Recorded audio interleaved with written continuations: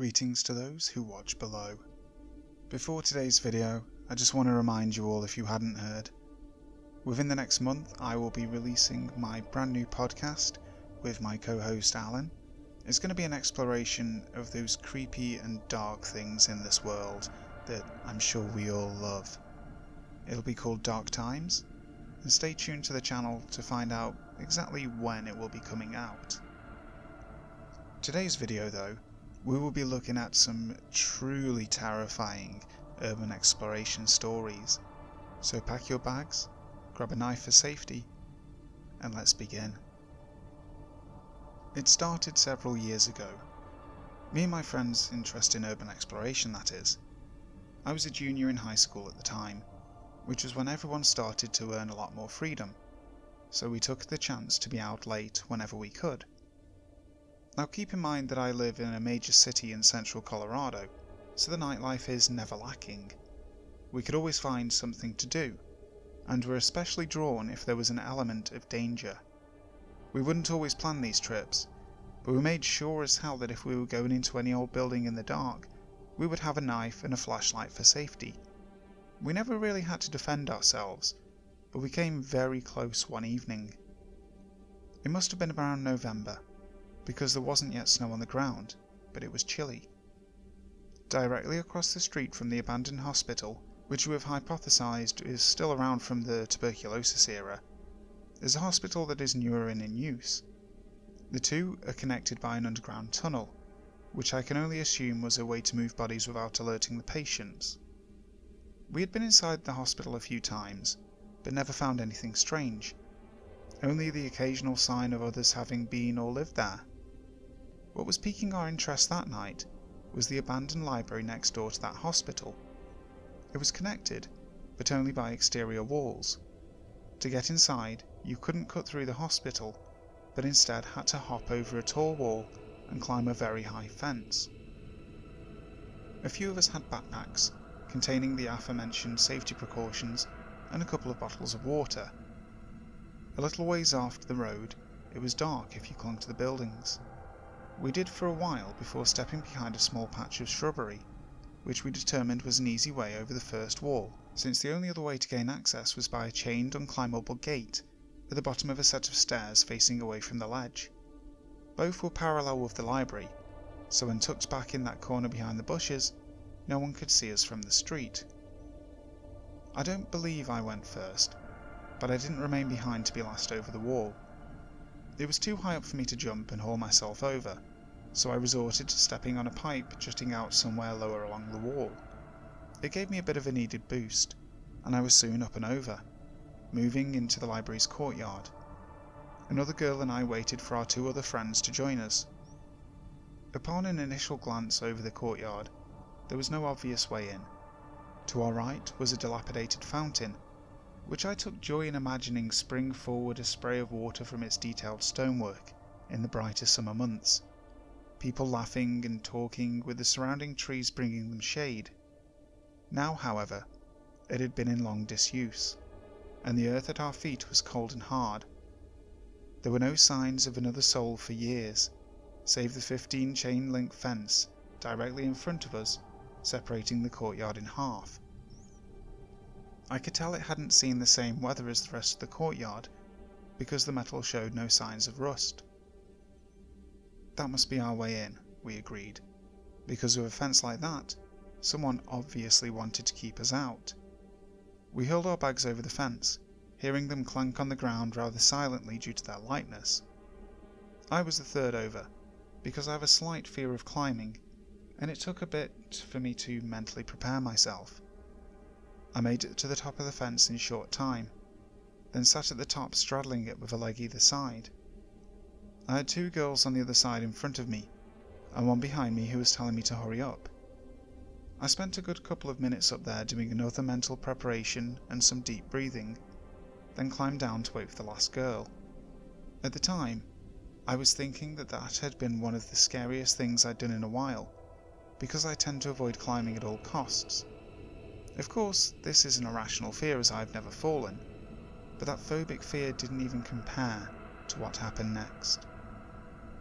The last girl's feet hit the ground, and all four of us split up in the smaller half of the courtyard, looking for any kind of entrance. We decided that breaking a window would be too loud and draw unwanted attention. Not to mention, we could get really cut up. So that wasn't an option.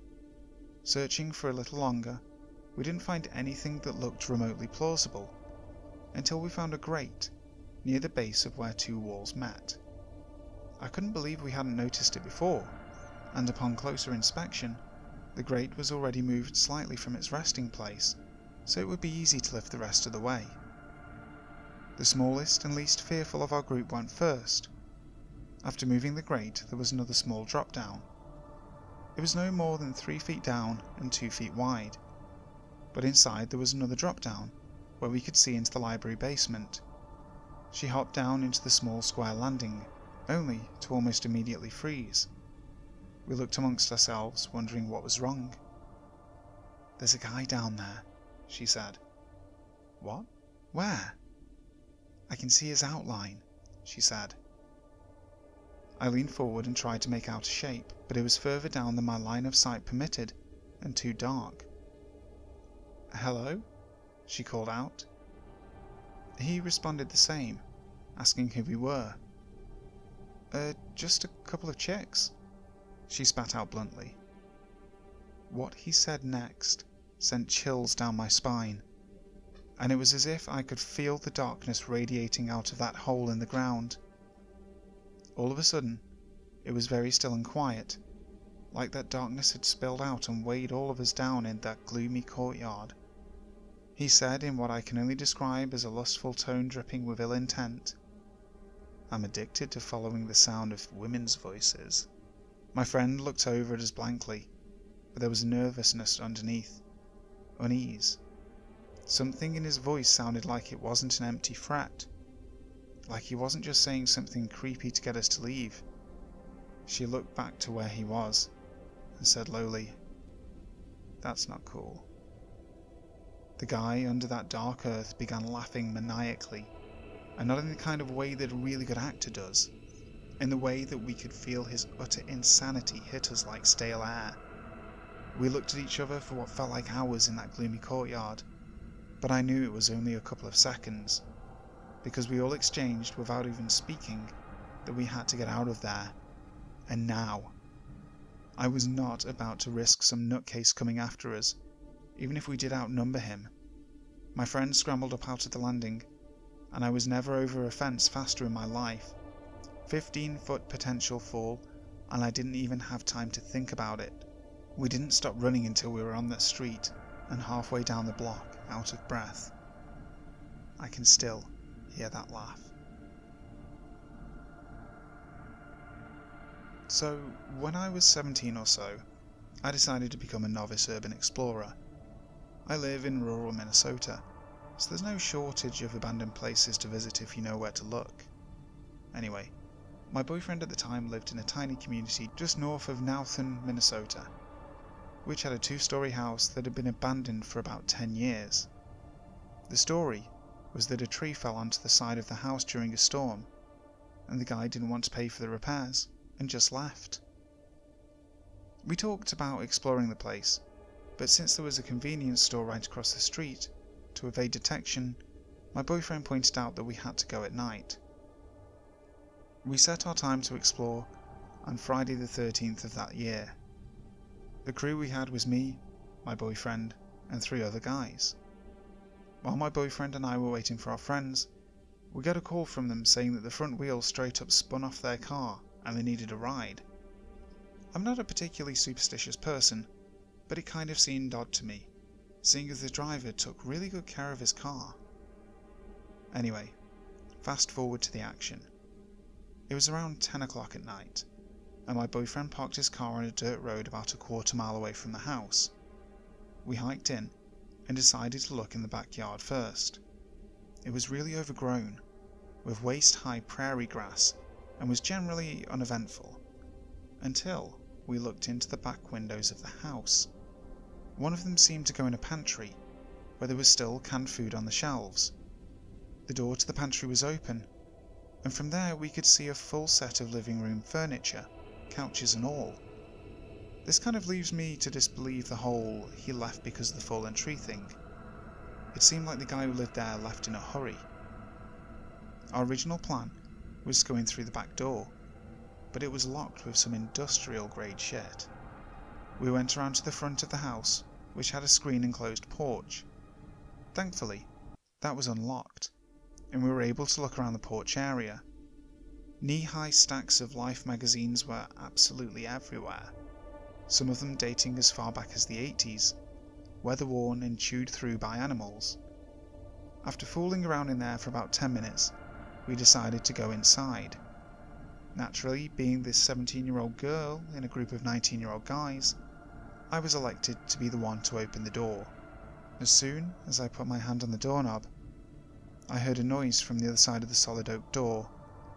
4 deliberate, rapid-fire knocks. Everyone bugged the fuck out of there faster than I've ever seen.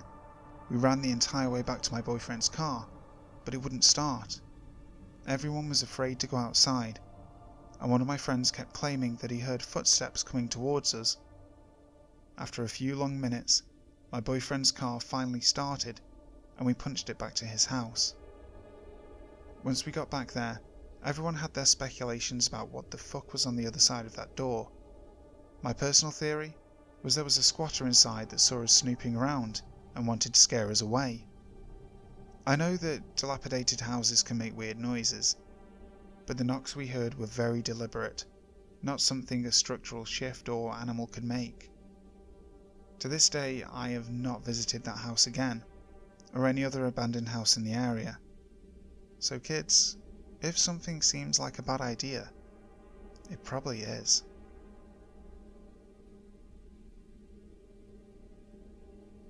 I'm big on urban exploration.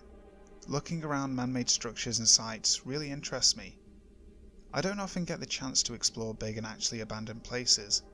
A lot of what I do is sneaking around gravel pits and dams and lots of outdoor sites with sparse infrastructure. So when I find anything actually abandoned and worth the time, I jump on it.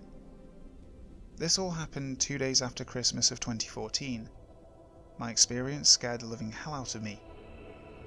I was out on a very nice winter day, getting ready to snoop around a paper mill I had known about since I was probably 12. I had visited twice previously that winter with my mother waiting in the car by the road. As I only planned on scouting these 2 trips, I left early due to the temperature being nearly 0 Fahrenheit, with wind chill both times.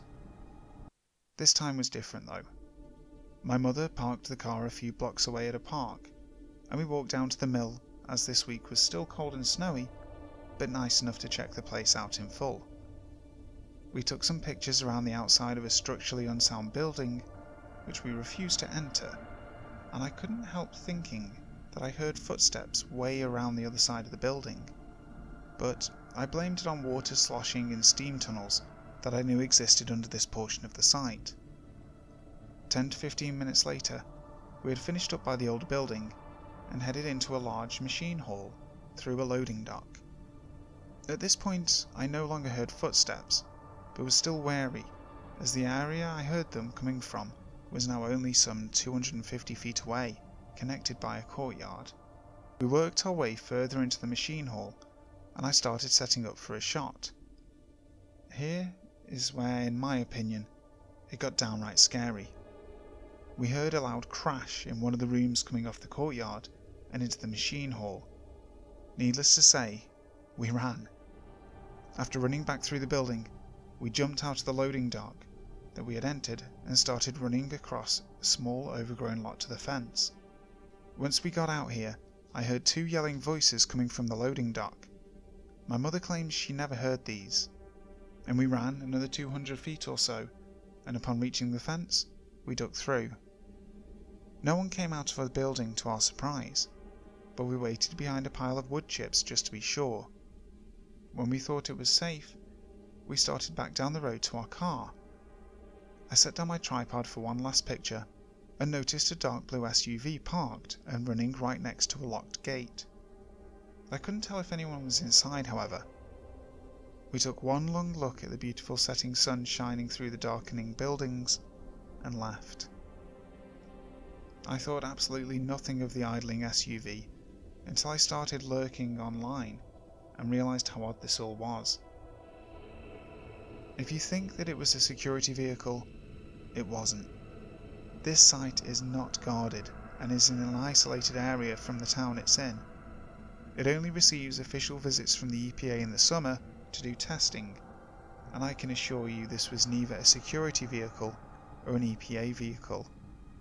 Whoever was in there, regardless of wanting to cause harm or not, sure as hell wanted us out. The scariest part of it for me was that these people were hidden and we never saw another human.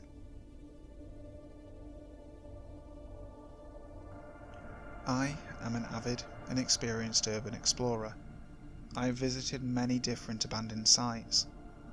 The place I'm telling you about has been explored several times by others since, but when I visited, it wasn't a common knowledge location, and all the buildings were still intact, except for the main house, which had, from what I had heard, burned, leaving nothing but the outer stone wall. Nothing but the outer wall remains, and all the other buildings were torn down since I was there. To more recent urban explorers, it's known as the Stone Castle, and even more recently than that, the Osler Castle, which is the name given to it by the Heritage Society that has decided to fix it up. When my boyfriend at the time discovered it, he saw it in the distance from a roof he was working on in Oro-Medonte, Ontario. There was, but not anymore, a large barn, a carriage house, and towards the back of the property, a stable. The first weekend we both had off together, we made the hour drive to explore it. The property was absolutely stunning. On the top of a hill back from the road, you could almost imagine living surrounded by such beauty, and we did exactly that. The house itself was gone, except for the wall, and if you looked in the basement window, you could see an old stove laying among the wreckage. You could tell it had been a beautiful home at one time, to whomever owned it. Being the explorer I was, I insisted that we investigate every single corner of every single building that was on the property, and although my ex was less enthusiastic about it, I insisted. Honestly, I didn't see the point of driving for an hour just to look at the outside of the buildings. No, I had to go in. The first building we explored was the barn, both upstairs and down. Down in the basement of the barn is where things turn from wow to holy shit really fast. In the basement, it had been used as a place for satanic sacrifice. There was satanic artwork all over, a knife with what appeared to be blood on it, and an altar with black candles, a bottle of what smelled like blood. The most disturbing piece was that whatever satanic group was using it, they had built a makeshift cage out of the silo with chains inside. My boyfriend at the time wanted to get the heck out of there as fast as possible, but I convinced him to stay so we could explore the rest of the buildings on the property. I told him it was probably just a bunch of kids screwing around. No big deal, right? Wrong. Our next stop was the stables at the back of the property, and honestly, I was so caught up in my love for exploring that he wouldn't have been able to persuade me to leave without going into every single building no matter what. I opened the door into the stable, and the smell hit me. Rotting flesh. And the entire room was littered with animal corpses. Dogs, cats, rabbits, even coyotes and foxes. They'd been horribly mutilated. It was absolutely the worst thing I have ever laid my eyes on. As soon as my boyfriend saw that, he grabbed me and said we were leaving right at that moment, and that killing animals is not just stupid kids doing stupid things. This is some serious shit. So we started to leave, but there was one more building that I wanted to check on the way out, the carriage house. He said no effing way were we going there, and stomped off up the hill back to the main house, assuming that I would follow. I didn't follow. I went around the hill by myself and took a quick peek in the carriage house. It was anticlimactic and had absolutely nothing in it. It's actually a good thing that I snuck off like I did, because if I hadn't, we wouldn't have seen them coming. They would have been able to sneak up on us as we were coming up the hill and do God knows what to us. The first one I noticed was an adult male with a baseball bat. He had actually opened our car door and was rifling through things in our car, trying to find a key, I'm guessing. There were about 8 people in total in the group, ranging from adults I would say in their 30s to teenagers and children, no more than 12 or 13 years old. They all had weapons, golf clubs, sticks, a cane and baseball bats. I yelled at the guy what the hell he thought he was doing going through our car, and my boyfriend came charging over the hill, bless his heart, right through the posse of creeps and weirdos who seemed to be lying in wait for us. It appeared that we had ruined whatever plans they had in mind, because they immediately backed off. Some even tried to hide their weapons behind their backs, which was just stupid if you ask me. Who wouldn't notice a baseball bat behind somebody's back? Baseball bat guy demanded to know what we were doing there, and I demanded to know what the hell he thought he was doing in our car. He didn't answer, just looked at me all nervous. My ex-boyfriend said we were just admiring the architecture of the house and that we were leaving. They let us get into our car and drive off, which in itself was a miracle. They followed us in a black pickup with no plates for a good 20 minutes. Instead of heading for home, we headed to the closest city, which was Barrie, Ontario, filed a report with a policeman, who seemed more shaken than us, and headed home. My ex never went back to that roofing job again. He had someone else finish it, and he went on to another one. I wanted to go back, but after telling people what happened, I couldn't find anyone to go with me. My ex and I continued various explorations, but we both started carrying knives. I still carry one to this day even when I hike. I have not read of anyone else having similar experiences at Satan's Castle. Recently, my cousin, who is also an explorer, contacted me with a place she wanted to go. Guess where? And guess what? We have made arrangements to go there in the next couple of weeks.